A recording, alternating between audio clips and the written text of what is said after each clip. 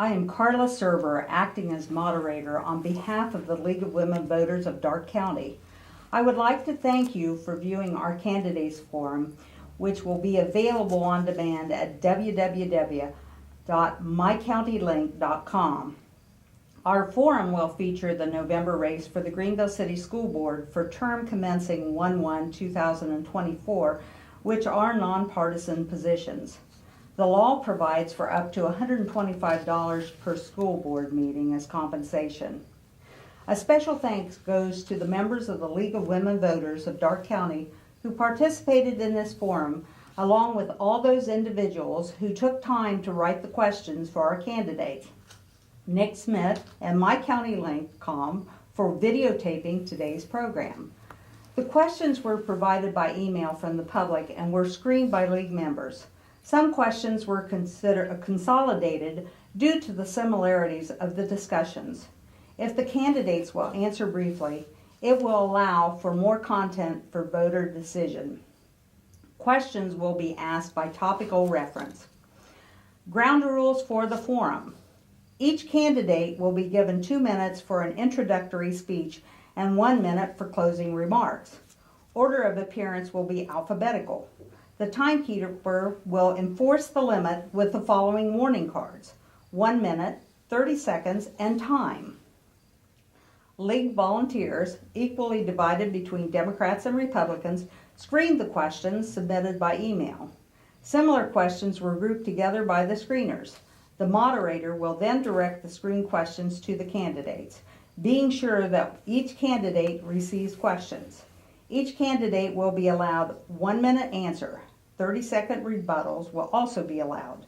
Since the League wishes to stimulate dialogue between candidates, any candidate wishing to further comment on an issue raised by a question will be allowed to speak and give a 30-second response. At this time, we will begin with the contested candidates for school board, giving their introductions, starting with Mr. Summer, Mrs. Strasser, and then Mr. Warner. And questions for the school board will begin. Mr. Summer, would you like to start? I'm Jim Summer. I'm currently serving on the Board of Education for Greenville City Schools. I'm a retired educator. I spent 30 years in the classroom as a teacher and administrator. I'm finishing my 5th term on the school board, which involves 20 years of commitment to our district. I graduated from Greenville City Schools in the class of '62. My wife taught in Greenville City Schools for 30 years. My 2 sons are both graduates, and I currently have 3 granddaughters attending Greenville schools. I enjoy what I do with the Board of Education. I've been involved not only at the local level, but also the region, the state, and the national level.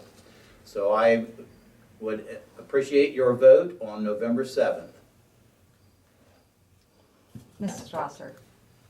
Hi, my name is Christy Strasser. I am a lifelong resident in Greenville. Graduated from Greenville High School in 1995. My husband, who I've been married to for 29 years, also is a graduate of Greenville High School. Our daughter also attended Greenville High School before she passed away in 2013. I am as a career, I'm a nurse in the community and have been for years. I serve as the CEO of a healthcare not-for-profit organization, and my husband and I also own a small business. I have had the pleasure of serving on the Greenville School Board for the last 2 years. I was appointed after a resignation on the school board and have thoroughly enjoyed serving in that capacity and hope to serve for another term. I have 2 master's degrees, a master's in nursing and a master's in business administration, and enjoy serving and giving back to our community. Mr. Warner. My name is Tom Warner, and I am seeking a position on the Board of Education for Greenville City Schools. I am a lifelong resident of Greenville. I graduated from Greenville, and my wife of 17 years also graduated from Greenville. We currently have a son, Wyatt, who is a sophomore at Greenville Senior High. My professional career started in the trades. I'm very passionate about the trades, and I want to continue to work to see the trades be expanded. I started at an early age, working beside my grandfather, learning valuable skills, and that transponded into me starting a career as a crew foreman at Morton Buildings. Moving forward, as family grew, I decided it was time for a change and we needed to start something different for me to be able to be at home more. So I started Warren Construction, working and living the American dream, serving our community through the trades. I'm very passionate about our youth. I started out volunteering at our school, starting the Watchdog program, and bringing fathers into our community, our hallways, and in our classrooms. And I want to continue that work within our school board. So I would appreciate your vote on November 7th. Thank you. Okay, we're going to change it up a little bit. We're going to go in reverse order with this first question. And so, Mr. Warner, why are you interested in becoming or serving as a board member? Well, like I said, I'm very passionate about our youth. I want to see our youth be successful, not only for their future, but our community's future and the future of our country. And I think with great leadership through our Board of Education, that we can be successful doing that. Mrs. Strasser.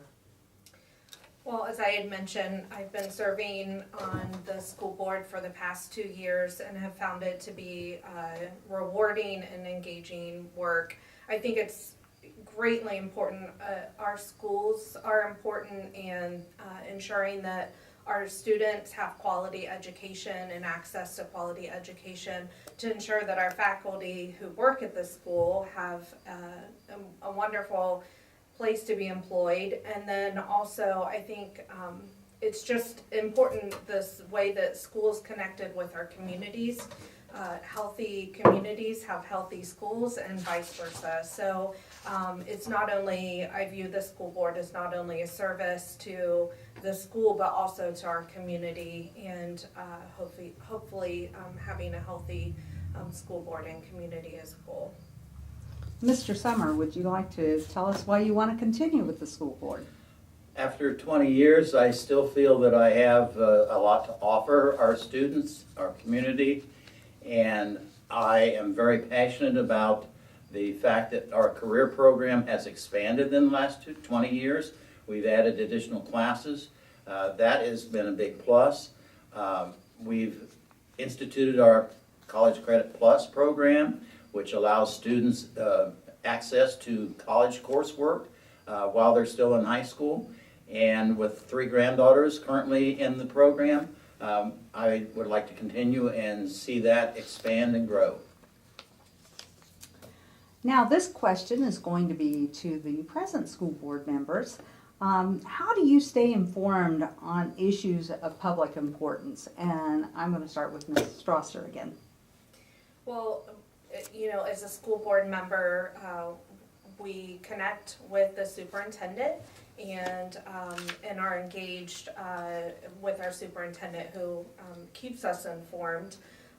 Additionally, engaging in the school and with the not only the students, but the administrators and the staff who are educating helps keep us informed as to what the challenges are, what the needs are, what is going on in our schools, and being connected to that. I think additionally, being grounded in the community, as school board members, our role is to serve as a liaison and that connection to the community, along with our superintendent, who works hard to do that. So being connected and grounded in all of those helps keep me informed as a school board member, reading, being engaged about what is going on legislative wise, and continuing to stay informed. Mr. Summer. In addition to what Mrs. Strasser stated, as I stated earlier, I have been involved in the region, state, and national level through my connections with OSBA, NSBA, OASSA, now, which is part of our Ohio School Board Association affiliation at the national level. I have attended legislative conferences.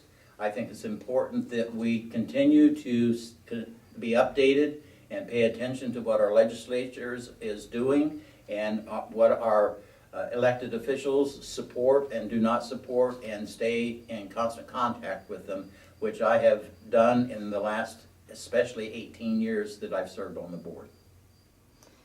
Well, Mr. Warner, we have a little different question for you. What have you done to prepare for your run for the school board, and have you attended any school board meetings? I have not attended any school board meetings, but what I have done is done my research to stay informed with our school's budget, how things operate. I did have the opportunity to serve our students through the engineering program as an instructor. So I've seen things from the inside, seen how things operate, which has led me to the position I am now, to be able to develop those skills necessary to better serve our students in a different capacity.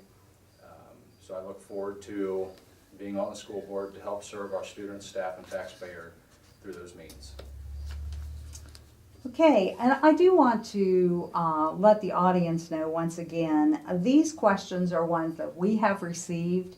These are not questions that we formulated. We are trying to hit the topics that our community has asked us to hit. So I just wanted to reiterate that as we're going through this. Now, our next question has to do you believe that the meeting should be taped for public review, similar to the city council? And I'm going to start with you, Mr. Summer. I think that would be a fantastic idea if our school board meetings were taped, just like the city council. I think it's important to keep the public informed. We have an open door for our board meetings. We invite anybody to attend board meetings. Unfortunately, very few people show up unless there's an issue at hand, and then people will show up. But for the day-to-day workings of the district, very few people show up to board meetings. But I would relish the idea to have people listen to what we do in our work sessions and so forth on board. Mr. Warner, as a newbie, I'm going to let you see what your perspective is on that. Absolutely, I'm going to agree with Mr. Summer on that issue. I would absolutely support that 100% to have meetings taped, because one of the things that we are running on is transparency and keeping the public as informed as possible. And Mrs. Strasser. I will also agree. This, as being a current member of the school board, we operate under the sunshine laws, and all of our meetings are open to the public. That is very important to us as a current board and the school system, to ensure that we're following those rules and that we are transparent. And I think that we would be open and engaged in the idea of the public knowing and should be informed about what's going on at the school board meetings, as well as the agendas are always accessible online and able to see what's actually going to be discussed, to help decide whether they want to observe that or not if it were recorded. Okay, we're going to move into a topic of management. And I'm going to start with you, Mr. Summer. What are your beliefs about the roles of the board and superintendents and the difference between policy making and administration? The board only has 2 employees to begin with. We hire the superintendent and treasurer only. So we look for the best possible people for those positions and rely on their input and their guidance to hire the other personnel that run the district. The other part of the question, as far as board and administration, it's not up to the board to administer it. It's up to the superintendent and treasurer to take care of that. We are involved. We do have constant communication with those 2 individuals, but we rely on their input for our decision making. That's why it's important for a board member to be out in the schools, talking with staff, talking with students, talking to parents in the community, so we can know what's going on in the district and not just go by what somebody else says. Mrs. Strasser. So I'll add additionally onto that. I agree with what Mr. Summers had shared. I believe strongly and serve on several boards. I think that the board role is important, and knowing what your role is as a board member is important. It can be really confusing for staff members and those that the superintendent and the administrators are serving if the board is trying to direct them also. So I think that the board also needs to have the pulse on what is going on, and when they need to collaborate with the superintendent or others.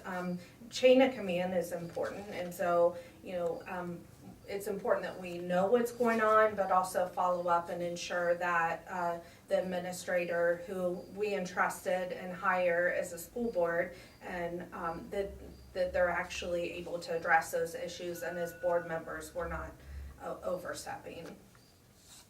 Mr. Warner?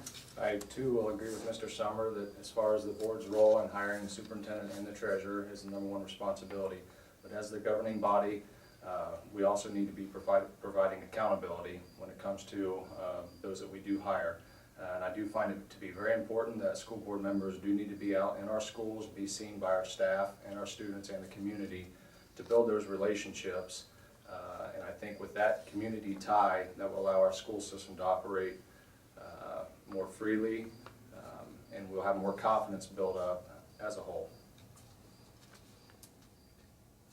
Are there aspects of your education and experience that you feel would be especially helpful in this position? I'm going to start with you, Mr. Warner. Thank you for that question. Yes, I do believe my experience and my professional career has set me up to be a valuable asset to this board with my business mind, my business background, to be able to provide fiscal responsibility, that business mindset, managing money from hundreds of dollars up to millions of dollars, and through my professional career have been in charge of projects that have ranged from $20,000 upwards of $20 million. So I do have that background that will allow us to achieve those. Mr. Summer? I really appreciate the fact that I am able to serve. I like the accountability. We have millions of dollars. We just built a new K-8 school building that was in the neighborhood of $65 million. We've been in that building for 7 years now. So during my tenure on the board, we have really provided updates and upgrades to our facilities. We've done the best job we could possibly do in hiring staff to support the goals of our district, and we do set goals every year for our staff and for our administrators.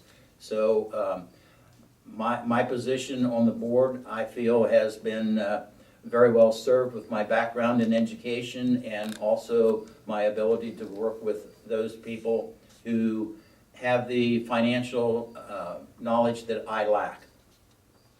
Mrs. Strasser?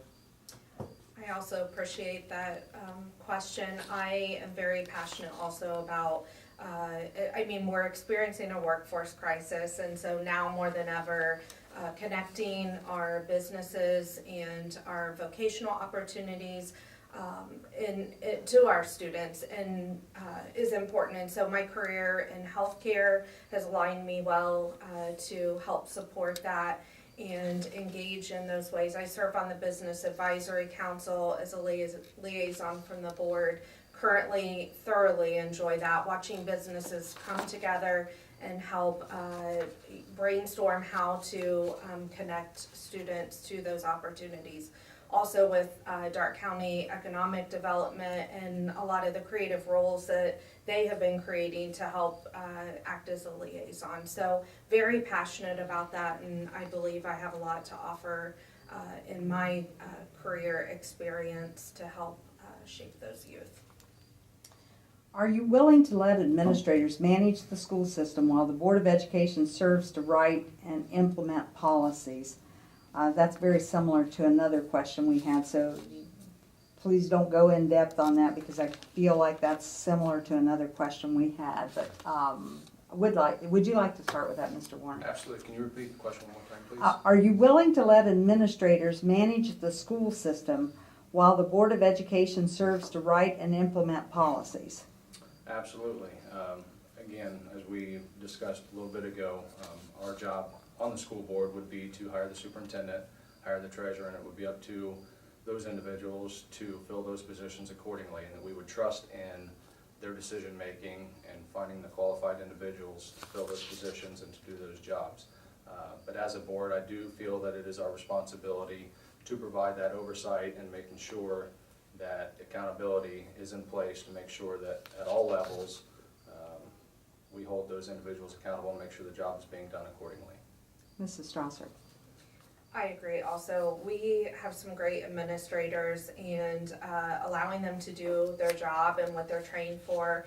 I'm not an administrator. I'm not an educator. That is not my role. I don't know all the day-to-day of their role. So I feel as a board member, I shouldn't be telling them how to do their role. If we hire the right individuals and hold individuals accountable, and ultimately the superintendent is responsible for doing that job, and our role is to review and set policy, and I believe wholeheartedly in that. Mr. Summer.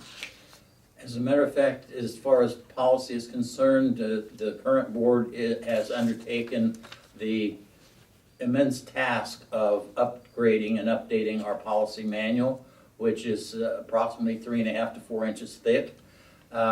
We get updates through the Ohio School Boards Association periodically, but we've taken it upon ourselves as we have found questions arise where some of our policies, the dates were back in the 90s, and so we have started going back through our policy manual and making sure that things are current and updated as needed, so everybody will have a current idea of what our board policy states. Well, as all of you probably know, being on the Board of Education is not necessarily an easy job, and the public sometimes is critical. How would you respond to that criticism, Mrs. Strasser? Well, I think a lot of times there are myths, and it's misunderstood about what the role and job of the school board is. So I think for sure having the opportunity when others are upset, first of all, I'll back up, just listening is important. Hearing what they're upset about and what the criticism might be is the first step. But then having the opportunity to educate about what the role of the school board member is and is not. Often I just listening and people feeling heard and valued, and that's something that I think is a strength of mine and then if it's something that is a criticism or a concern that I need to take and pass on to someone, that whether it's the administrator or the superintendent, is definitely also within my role. Mr. Summer. I agree with everything that Mrs. Strasser said. It's important that we listen to what the community has to say. If there's an issue, somebody is upset about it, it's our job to listen to their concerns and to take them under consideration, let them know that we do care about what their issue is and that we will look into it, whether that is contacting an administrator, a teacher, whomever. We just need to let the public know that we are there, we represent them. So we're trying to do what is best for all students and not just necessarily one student. Mr. Warner. I again will agree 100% with both the other candidates that I actually invite the criticism, because I think developing that speech, that conversation is what's going to make our school system succeed. Hearing those parents, hearing those students, and bringing those issues at hand, and collectively, making decisions based upon that. So I invite that wholeheartedly, and together I think we can work on making that a constructive conversation. Okay, what are your beliefs regarding the role of management and employee and union organizations? So just the interaction of all that operation. And Mrs. Strasser, I'm going to start with you. Well, I believe that first and foremost, it's important to follow all those processes and the rules and the regulations, the contracts that happen within, whether it's negotiations or the different union requests. So I think being listening, allowing that opportunity for that process to happen, the way that it is set up to happen is important, and I mean, we can't educate without our staff and our faculty. So it's an important process that we should engage in as a school district to work through that as it's intended. Mr. Warner. Can you repeat the question one more time, please? What are your beliefs regarding the role of management and employee and union organizations? Again, I agree with Mrs. Strasser on everything that she said. I think it's important that we develop that conversation. We live in a free country and people should have the freedom of choice when it comes to whether or not it's unionized or not. If somebody decides to choose that, then they have the ability to do so. If they choose not to, again, they'll have the ability to do that as well. So, but I always invite that conversation and make a decision collectively to decide what's best for the individual and the district. Mr. Summer? As far as management and union is concerned, it's important that the two groups are able to have an open conversation and are able to work together. There has been times in the past where there has been disagreement between our local teachers union and the administration. Those days are fortunately behind us, thank heaven. But it's important for administrators and the board to listen to the concerns of the union and to work well with them to see that the needs are met for all staff. Okay, we're going to go into another section called taxpayers.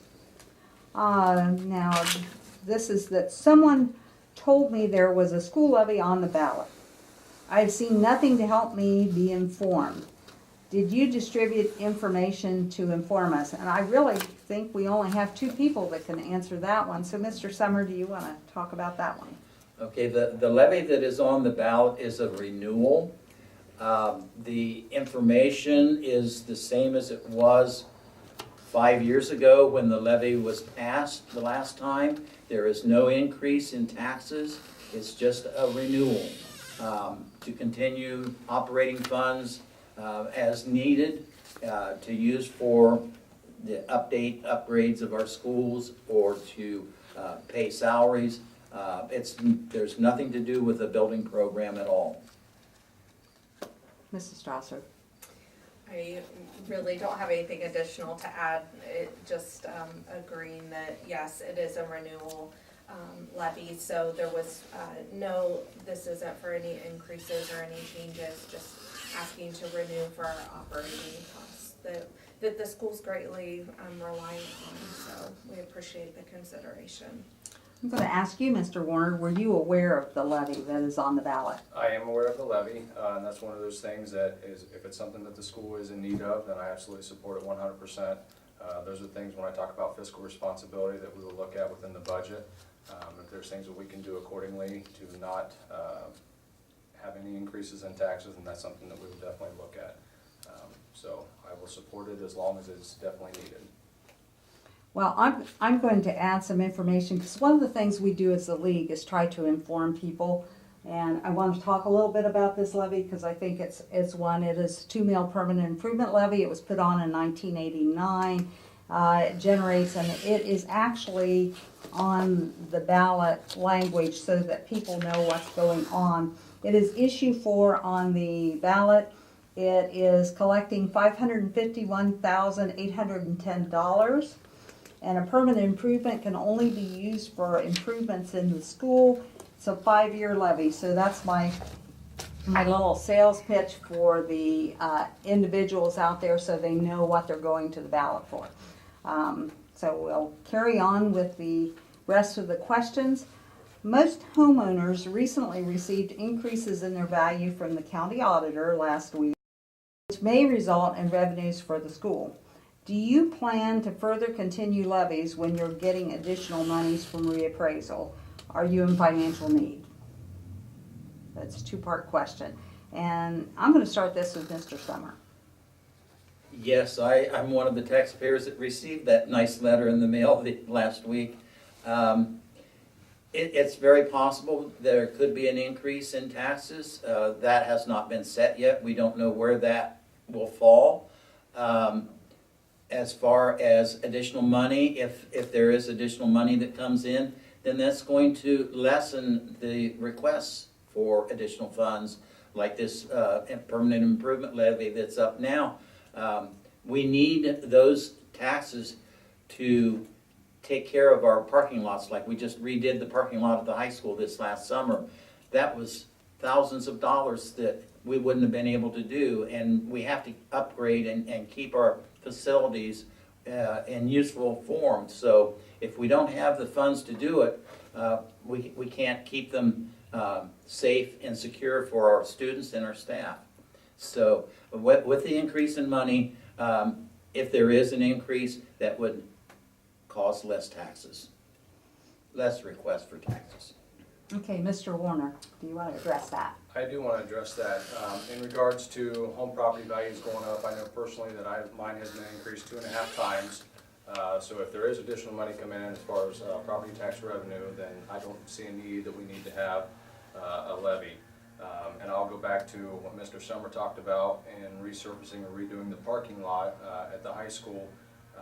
We have enough money in our unrestricted reserves that we didn't have to worry about tax revenue to pay for that. We could have, dipped into that to pay for those things. So I want to make sure, again, going back to that fiscal responsibility, that we're not going back to the taxpayer when we do have money set aside to use for certain projects such as that. And Mrs. Strasser. I would concur also that I think all of that is to be determined at the time that we're evaluating, where we are fiscally at that time. I think it's important that we, right now, we are fiscally strong, but we want to make sure that we're sustainable.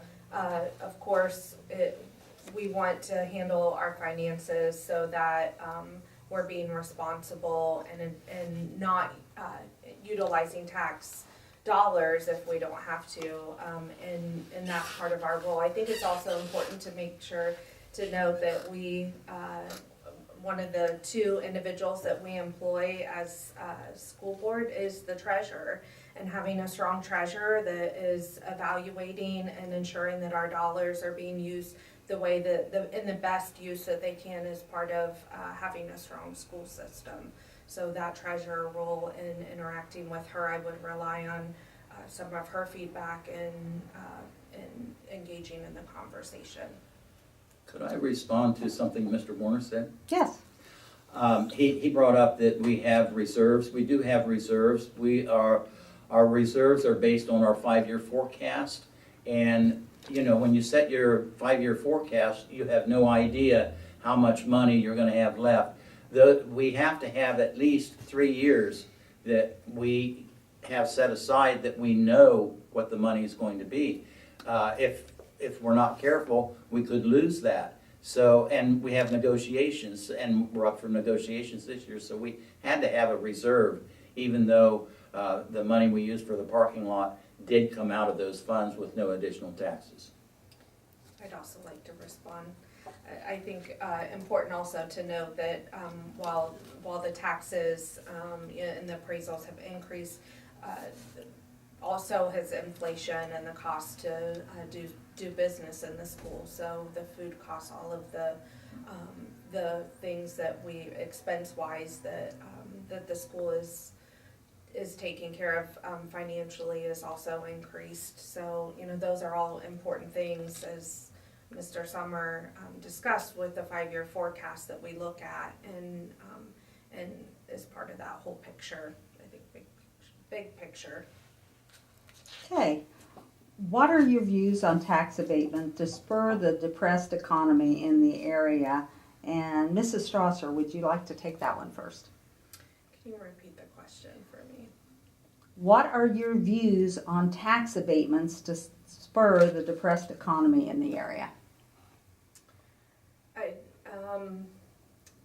I would need more information as far as what is being asked in regards to the school, and if, just in the area, if they're asking in regards to the school system in the area. I'm a little confused, sorry, about what the intended question is. Well, I don't know what the intent of this question, but tax abatements were commonly used in the Greenville City School District Yes. for various situations. So, and any tax abatement would affect the school. So, Yeah, okay, that, it confused me when they said just in the area, sorry. Tax abatement, I'm not aware of that being utilized currently, and would be concerned if tax abatement was being used to not support our taxes in our school system. Mr. Summer, would you like to answer that? In the past, there has been tax abatements that have been utilized by the different areas in the schools as well.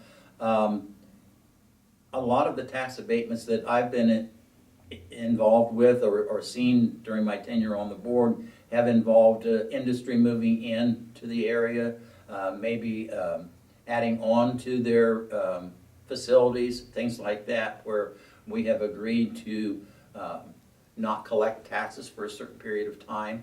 So as far as tax abatements, if it spurs economic growth and it does not hurt our school system, I don't see an issue with it. Okay, Mr. Warner, do you have an opinion? Yep, I'll agree with Mr. Summer on that when it comes to tax abatements. As a business owner, I support that economic growth, and I support bringing business and industry into our community. If those situations arise that we can apply that method to spur that and it does not affect our school system negatively, then I would definitely be on board with it. I'd like to respond, sorry. I was confused at the beginning of what context that was. So I would like to respond to say that I agree from a growth and development standpoint. If it's being utilized to economically grow our community, I would, it would all be an assessment of the situation, but I would have to look at that because, again, healthy community is healthy schools and vice versa. So if it were in the context of that, I would consider those.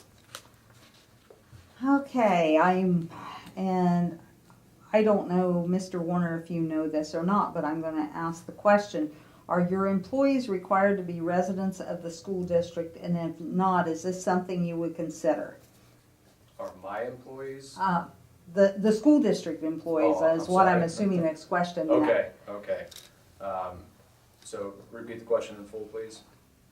Are your employees, which I assume this individual meant the school districts, are the school district employees required to be residents of the school district? And if not, is this something that the school board or the administration would consider? I don't think it would be necessary to have the employees of the school district be residents of Greenville. I think we pull in a lot of great administrators and teachers from outside of our district, and it just opens opportunity for our students to get a better education through those means. Okay, thank you. Mrs. Strasser. I also believe that while we would like to employ individuals in our community and be a sought-after employer, I believe that the most important thing to consider is to have the quality of those that are employed in our school system. So I also think sometimes individuals do not want to work in the communities that they serve and choose to have that separation. So I think that that's important if that individual prefers to work outside of their community, that they're given that option. And most important is that we have the high quality educators and staff in our school. Okay, For several years, we're into performance. For several years, the school district. Oh, I'm sorry. I'm You want sorry, me to Mr. respond? Summer. No, I was worried about the time. Please respond. I'm sorry. That's okay. As far as requiring staff to live in the district, to my knowledge, that's never happened. It doesn't happen at the city level even. We have police officers who live in other cities, other communities. I think it's more for qualified teachers, qualified staff, no matter where they live, as long as their travel does not affect their ability to teach or administer, then I don't think it's an issue. Okay, now we'll go on to performance, and I apologize, Mr. Summer. I didn't mean to leave you out on that one. That's okay. So you'll get this one. For several years, the school district has experienced the lowest grade in the county for the scoring of the grade card. Are you satisfied with the present progress in the school, and if not, what are you doing to improve it? There's always an issue with the grade card, the way it's set up now. A lot of people don't understand that Greenville City Schools serves all students. And when I say all students, we have the numbers for special education that other schools in the county do not have. Therefore, those students count against our report card scores because we have to count them as a unit for our grade card scores. And they have to be evaluated the same as any other student, which is an issue. And there again, that has to do with our government, the way the government has set the rules and regulations. It's not a fair thing for Greenville City Schools or other large school systems, but that's the way it is. So no, I'm not happy with our report card scores.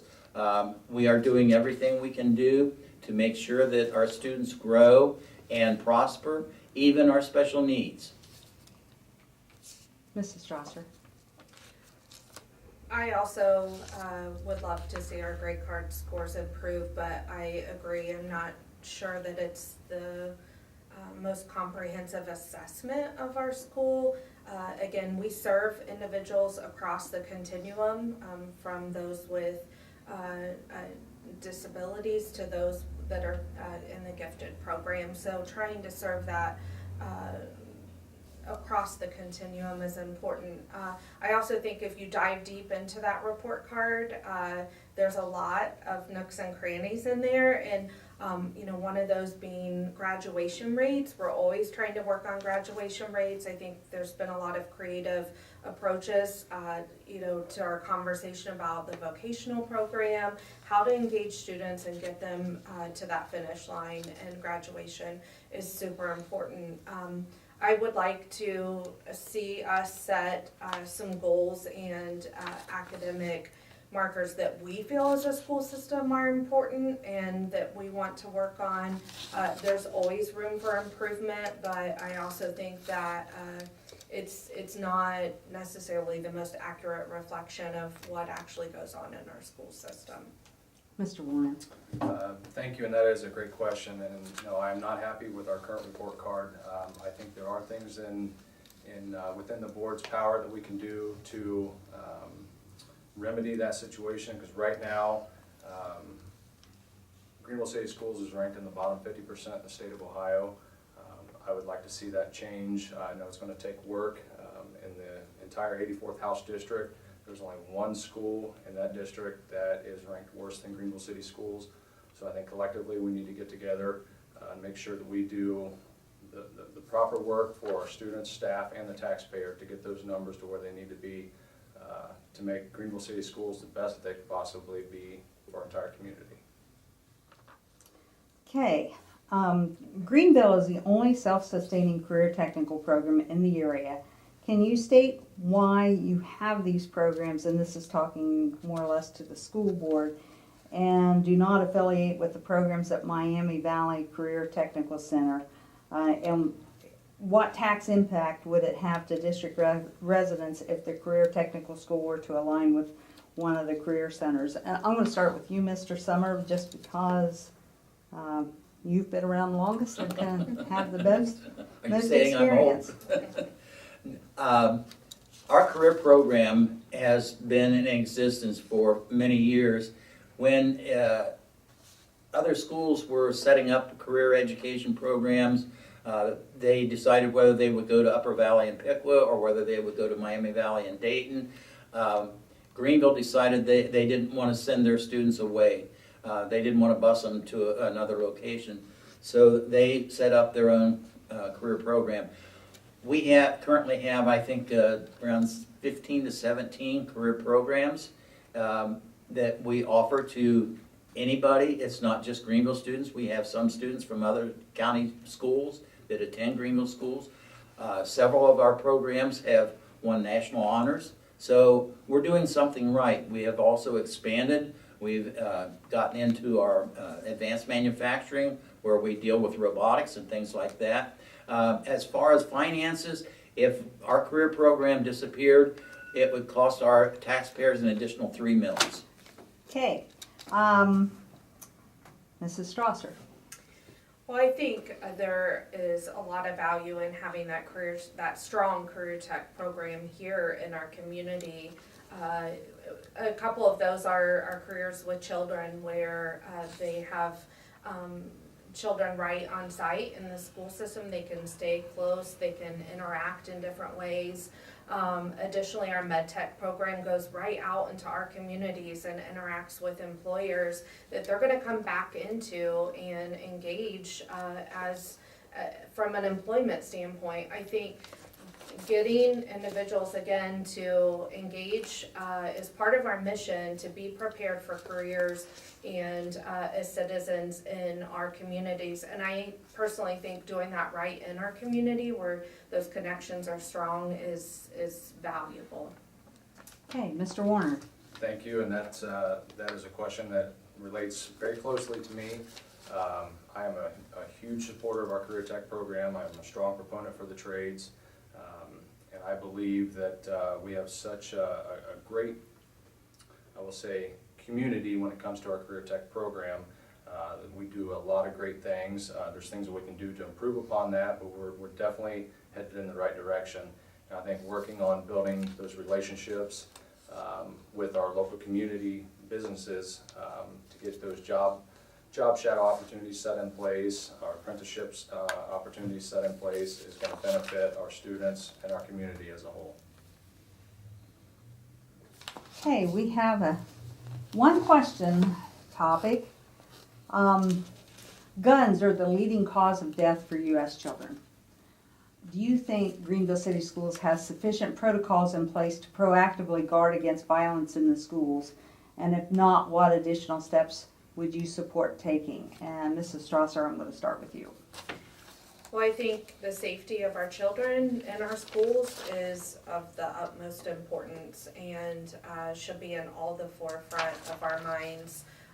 That is one of our #1 goals. We discuss that and have policies and procedures in place for safety. Or the school has SROs on site who are trained and present in the school systems to be able to respond should any safety concerns happen. They also interact with our students on a daily basis, and I think there's benefits that the students get outside of even just them keeping them safe by interacting with those officers on a daily basis. So I think we can always, you can never be safe enough, but I believe that we have the measures in place to keep our students safe. Mr. Warner. Thank you. That is a great question. I've had this conversation with many people in the community, and I will agree with Mrs. Strasser that I do believe that we have so many protocols in place to provide the safety for our students. I personally got to know our school resource officers, and they do phenomenal work. The systems we have in place as far as entering the building are very secure. The training that we provide for our staff and our administrators is second to none, and I think just continuing that education process and being aware in the hallways, in the classroom, and out in the community, I think is paramount. So I think we're doing a phenomenal job. There's always room for improvement, and something we can always discuss. Mr. Summer. I would agree with what both other candidates have stated. We, as a matter of fact, have been proactive since I've been on the board. We went from 0 resource officers to where we now employ 3.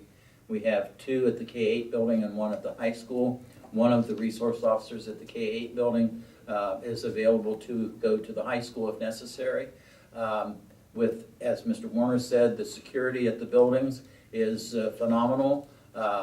You must enter through the main office in both buildings, and if they don't recognize you or if there's an issue, they don't buzz you in. And you can't get in any other way than unless you have an access card, and that is only provided to staff. So I think we do a great job as far as security for our students. Now we have another topic, and I have a question here. Would you ever support banning any books, and if so, how would you address it? And Mrs. Strasser, I'm going to start with you. I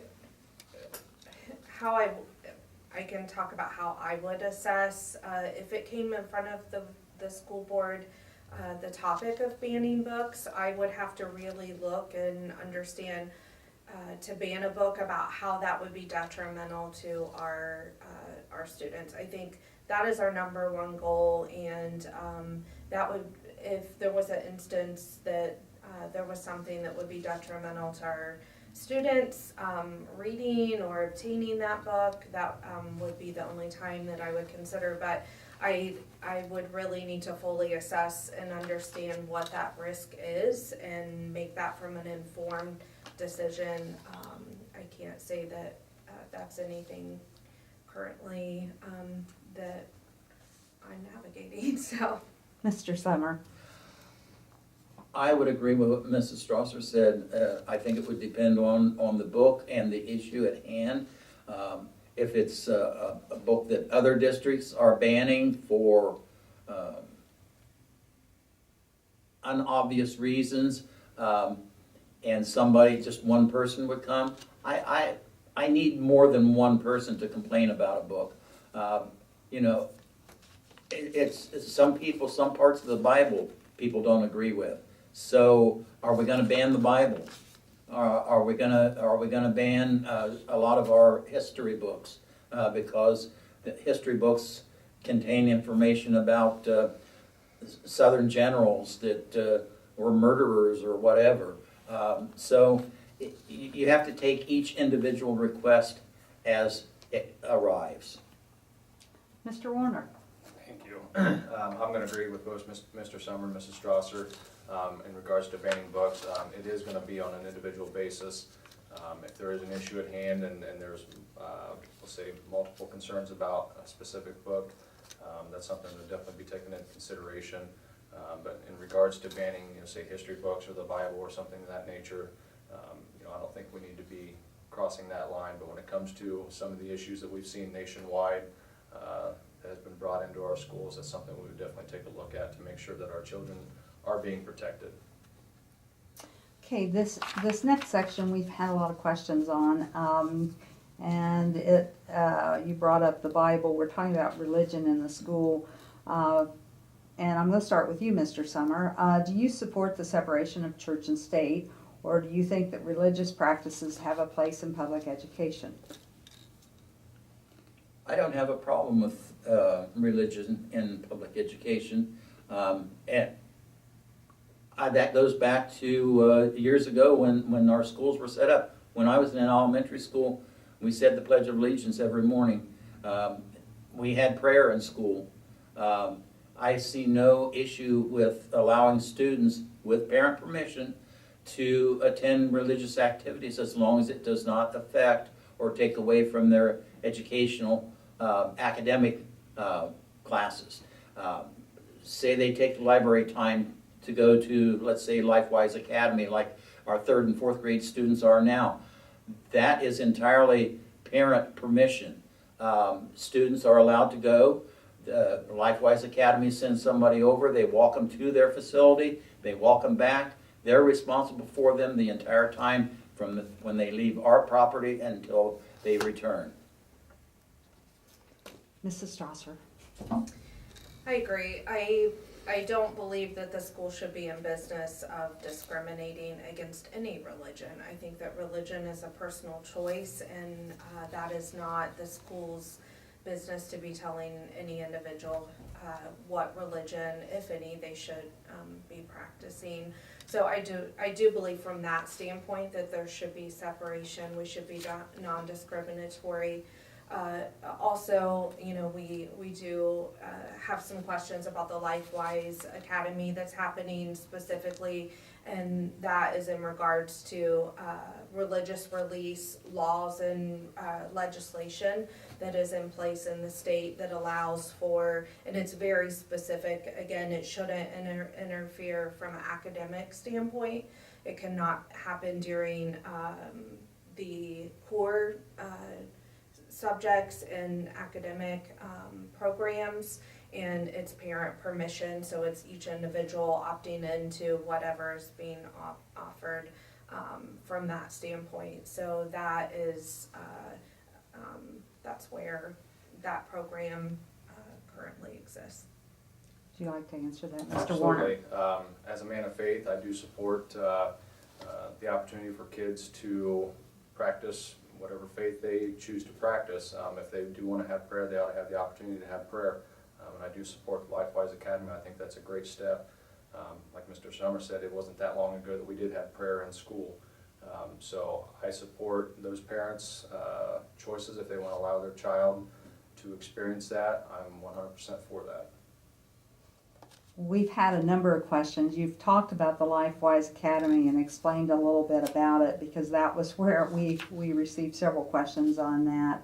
And I think you've answered this, but I'm going to let you expand on it a little bit more. Do you support using public school time for LifeWise Academy religious instruction? Do you feel that it is more important for children of a public school to have a religious curriculum instead of having them in standard public school curriculum? So, Mr. Summer, I'm going to start with you. Okay.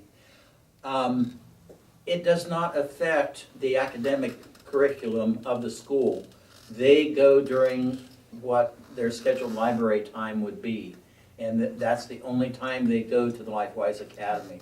So as far as religious education, that's up to the parent. They give permission, they sign the form.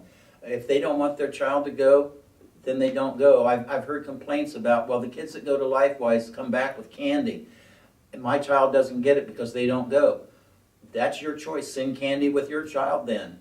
But don't blame LifeWise for giving them a treat if they've done something good, because when I was a teacher, if some student did something that I liked, that I appreciated, then I would reward them in some way, whether it was candy or a piece of gum or a little plastic toy.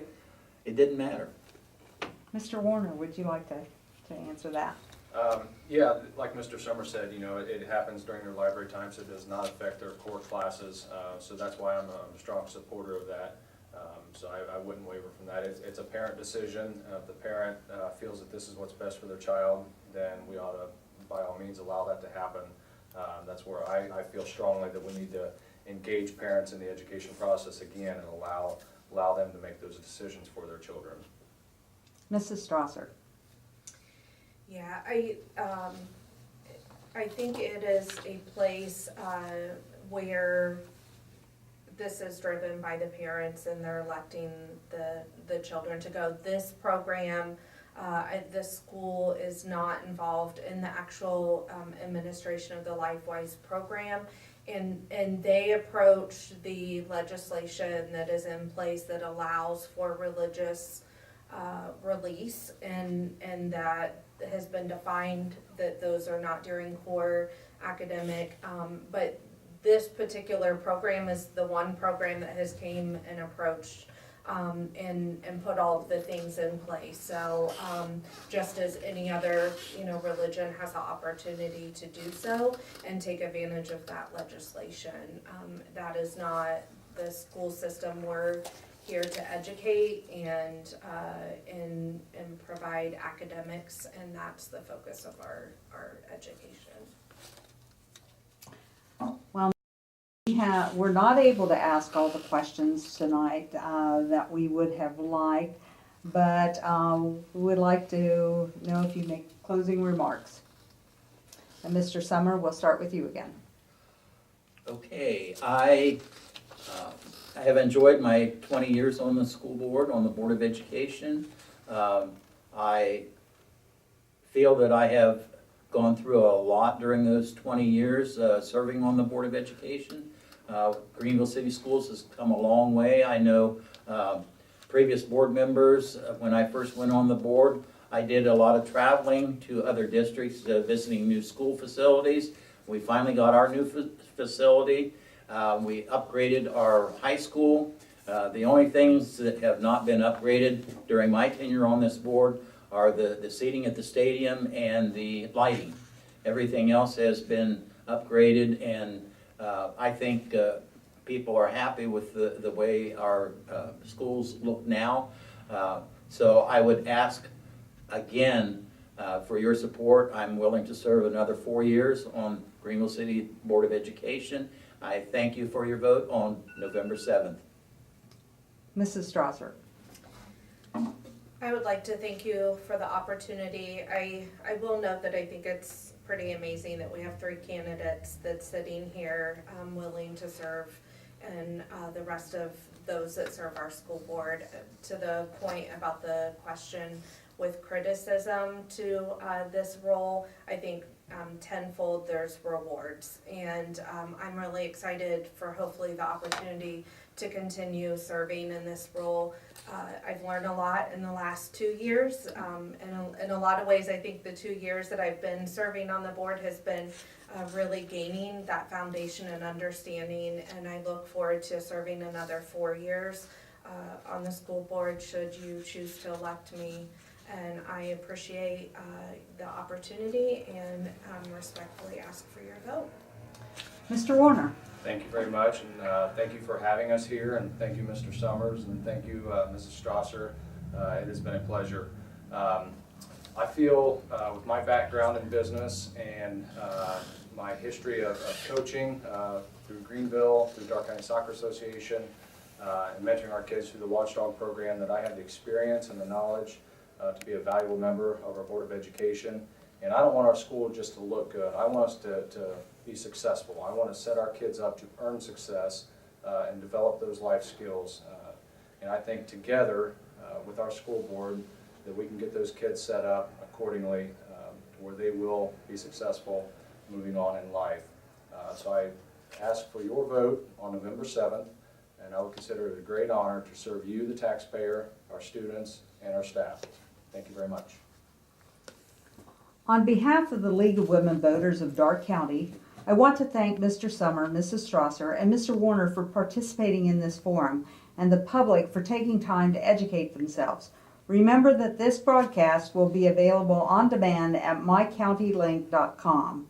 The League's voter services activities are designed to provide citizens with unbiased, factual information that can be used as a basis for understanding the election process and reaching their own voting decisions.